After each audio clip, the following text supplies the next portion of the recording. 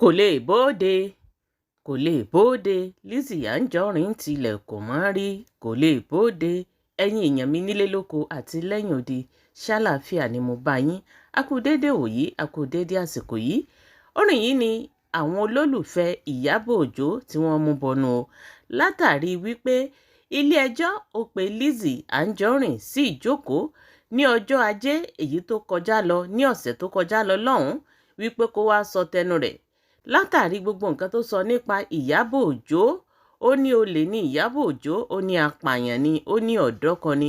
Lizzy Anjorin ó jẹ́ kó di mímọ̀ fún wa wípé òun ní ẹ̀rí èyí tó dájú èyí tó múnádóko èyí tóun ó fi hàn ní ilé ẹjọ́ tí wọ́n fi mọ̀ wípé gbogbo ọ̀rọ̀ tóun sọ nípa Ìyábọ̀ Òjó ó ní tòótọ́ ni. Ìyábọ̀ Òjó ó gbé Lizzy Anjorin lọ sílé ẹjọ́ ó ní gbogbo ẹ̀rí tó sọ wípé òun nìyí ó ní kó gbé wá sí ilé ẹjọ́ láti wá fi hàn àwọn adájọ́ ṣùgbọ́n ṣe ló yani lẹ́nu wípé Lizzy Anjorin kò wá sílé ẹjọ́ o kò bóde o eléyìí ló jẹ́ kí àwọn olólùfẹ́ Ìyábọ̀ Òjó kí wọ́n mọ̀ kọrin wípé Lizzy Anjorin ó tilẹ̀kùn mọ́rí kò lè bóde ìyẹn ni wípé alágbára a máa sá fógun ìyẹn ni wípé alágbára a máa sá fúnjà ṣebí alágbára la mọ Lizzy Anjorin sí jagunjagun la mọ Lizzy Anjorin sí kódà ó tún ní ẹgbẹ́ èyí tó dá kalẹ̀ ní orí Facebook èyí tí wọ́n pè ní Warriors tó sì jẹ́ ọ̀gá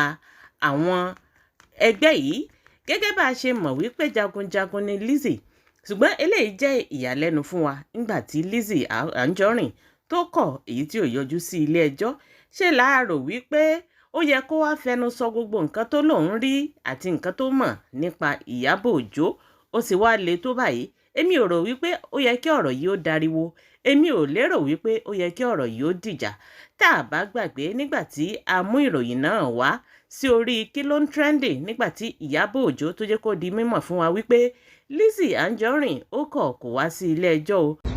Madam Alice, what's your reaction about today? I'm really very happy because finally we've started and hopefully like my lawyer has said that we're going to get justice. Hopefully by the 10th of April, I hope she comes with her bag of evidence so that every claim that she has claimed, she can come and explain herself and prove that I am who she says I am. But until then, we hope and wait. She could bring her videos because I need more evidence. All right, thank you very much. Ó sì jẹ́ ká mọ̀ wípé àwọn ilé ẹjọ́ ó ti fún un ní àṣẹ wípé tí Lizzy bá kọ̀ èyí tí ò gba ìwé tí wọ́n fi ránṣẹ́ fún un wọ́n níṣe ni àwọn ó sì mú àwọn ìwé náà táwọn ó lẹ̀ sí gbogbo ogun mẹ́rẹ̀ẹ̀rin ilé Lizzy àti ibi tí tí ń ṣiṣẹ́ kódà láti ẹnu ọ̀nà ilé rẹ̀ làwọn ó ti máa lẹ̀ kí gbogbo ayé ó lè mọ ní tí àwọn jọ ṣe kí ilé fi jó ó ní àwọn ò tún ní fi mọ níbẹ̀ àwọn ò wá sí orí Facebook page ẹ̀ wọ́n níṣe làwọn ò lẹ̀ káàkiri gbogbo ayélujára kí gbogbo èèyàn ó lè rí i wọ́n ní kódà tí afọ́jú bá kọjá wọ́n ní ṣe ní òrí ibi tí àwọn lẹ̀ sí wọ́n ní kí ekulé kó gbọ́ o kó sọ fún toko torí wípé àìbá mọ̀ Lizzy Anjorin ó lè lóhun ò rí gẹ́gẹ́ bó ṣe sọ ní ọ̀sẹ̀ tó kọjá la wípé wọn ò fi ìwé kankan ránṣẹ́ sóun ó lóhun ò rí. Nobody served me. I'm a celebrity in this country. I have paid my dues. I'm an icon. My shopping mall is there. This is my house. I have my family. So there's no how anybody will be looking for me with court letter. They will not get me. It's not possible. Ìdí nìyí tí wọ́n fi lọ lẹ̀ sí gbogbo wájú ilé rẹ̀ gẹ́gẹ́ bẹ́ẹ̀ ṣe ń rí ní orí fọ́nrán mi yìí wọ́n sì láwọn ó tún lẹ̀ sí orí gbogbo péèjì rẹ̀ tí àwọn ẹbí rẹ̀ ò bá rí tàbí tóun gangan ò bá rí àwọn olólùfẹ́ rẹ̀ ó yẹ kún ó rí kún ó sì sọ fún un ìdí nìyí tí ilé ẹjọ́ tó fi pàṣẹ wípé kún ó lọ lẹ̀ ìwé yìí sí ilé rẹ̀ gẹ́gẹ́ bẹ́ẹ̀ ṣe ń rí ẹ̀yin èèyàn mi nílé lóko àti lẹ́yìn odi àbẹ́ẹ̀rí wípé ọ̀rọ̀ tó wà ńlẹ̀ yìí ó ní agbára eléyìí ó ṣẹlẹ̀ ní ọjọ́ àná tí wọ́n lẹ̀ sí gbogbo ilé rẹ̀ kódà fídíò ọ̀hún ṣe ló rìn káàkiri gbogbo orí ayélujára àti fọ́tò ibi tí wọ́n ti lẹ̀ ìwé yìí àbẹ́ẹ̀rí wípé nǹkan àtijú ni eléyìí yìí tí ìlérò wípé ó yẹ kí ọ̀rọ̀ yìí kó le tó báyìí ṣùgbọ́n gẹ́gẹ́ bẹ́ẹ̀ ṣe mọ̀ pé ní ìlú Nàìjíríà kò sẹ́ni tó kọjá òfin kì í tiẹ̀ ṣe ní ìlú Nàìjíríà lásán ní gbogbo ibikíbi ni kò sẹ́ni tó kọjá òfin kò sẹ́ni tó kọjá agbára òfin Nàìjíríà kó o kúrú kó o ga gàràgà kò sí ẹni tó kọjá òfin.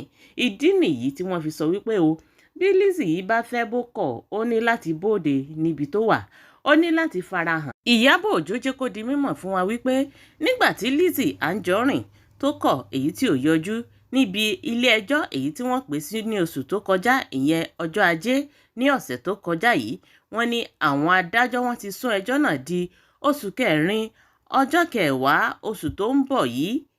Ẹ̀yin èèyàn mi nílé lóko àti lẹ́yìn odi, ìdí nìyí tí wọ́n fi lẹ̀ pé Lizzy gbọ́dọ̀ yọjú sílé ẹjọ́ o fún ẹ̀yin ẹbí àti ará àti olólùfẹ́ Lizzy èyí tẹ́ ẹ bá mọ̀. Eléyìí jẹ́ kí ó di mímọ̀ fún wa wípé ká polongo rẹ̀ fáyé o kí gbogbo ayé ó lè gbọ́. Èyí tó sì dá àwa lójú ni wípé Lizzy ó yọjú torí pé kí ni jagunjagun ò kí ń sá fógun, ológun la mọ Lizzy sí. Ó sì dá wa lójú gan ni wípé Lizzy yóò jáde torí pé ọmọ akin ni kì í sọmọ ojo. Lizzy ọmọ ọkọ ni kì í ṣe ọmọ àlè. Yóò sì yọjú. Eléyìí ó dá wa lójú nítorí pé a mọ̀ wípé akíkanjú obìnrin ni Lizzy. Lizzy ò bẹ̀rù ẹnikẹ́ni, kò sẹ́ni tí Lizzy ò lè wojú.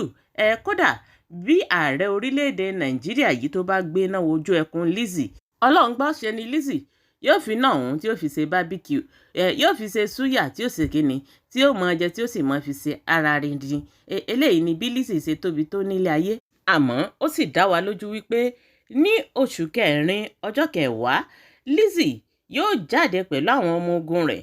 Lizzy yóò jáde pẹ̀lú gbogbo àwọn warriors ẹ̀ láti wá fi hàn wípé jagunjagun kò kí ń sá fún ìjà, jagunjagun kò kí ń bẹ̀rù ẹnì kankan, jagunjagun wọ́n máa ń dojúkọ ìbọn ni wọ́n sì máa ń dojúkọ ọ̀tá.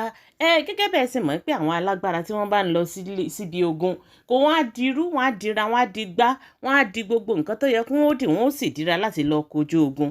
Ṣùgbọ́n eléyìí ló jẹ́ kó dá wa lójú pé Lizzy tí àwa mọ̀ ó ti di dandan yóò yọjú. Gbogbo ẹ̀yin tẹ́ ń sọ̀sọ́kúsọ wípé Lizzy ó tilẹ̀kùn mọ́rí kò lè bóde, ọjọ́ òun yóò jẹ́ ká mọ̀ wípé ọmọ akin lòun, òun ò sì gbọ́dọ̀ sá fún ogun. Ọmọ jagunjagun lòun, òun ò gbọ́dọ̀ sá fún ọ̀tẹ̀, òun ò sì gbọ́dọ̀ sá fún wàhálà. Ó yẹ kó wọn máa dojúkọ ogun ni, ó yẹ kó wọn máa dojúkọ ìbọn ni, ó yẹ kó wọn máa dojúkọ gbogbo ogun tí wọ́n bá gbé wá síwájú òun, kò yẹ kó wọn máa sá.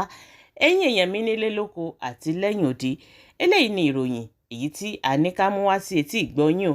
Bí ọ̀rọ̀ ń bá ṣe ń lọ a mọ̀ mú wá fún yín lẹ́kùnrẹ́rẹ́. Ẹ má gbàgbé gbogbo bá a bá ṣe ń jọ àwọn fídíòs wa, ẹ má bá wa share, ẹ má bá wa like, ẹ má bá wa comment. Tó bá ṣe ìgbà àkọ́kọ́ nìyí èyí tí ẹ̀yin ń ṣe alábàápàdé fídíò wa, ẹ má gbàgbé láti follow page wa. Àbẹ́ẹ̀rí wípé nǹkan ń bẹ.